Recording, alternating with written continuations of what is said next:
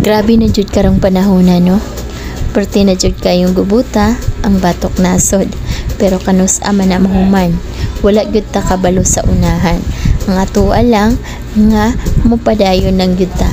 Kay once nga mahitabo nasulat manggod na siya.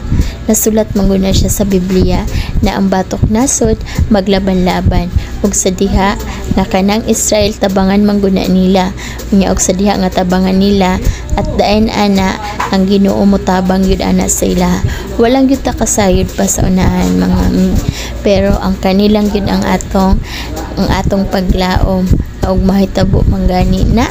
So dili lang unta maabot diri sa tuwa, no? Kay unsa na lang ang Pilipino karon.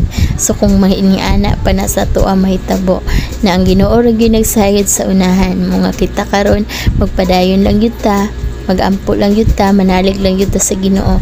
Kay kining taon ng mga butanga sa imong pagpangita karon, kung maabot ng kagubot baliwala na gyud na ang tanan. O di ba? Pulbos gyud na ang tanan. Mga diha nato makita na kining tanan diri sa atong pagpaningkamot makita ra mawala tanan ta mulipas og atong kinabuhi mawala pod mo na giniingon na sa Ginoo ra gyud ta mosalig.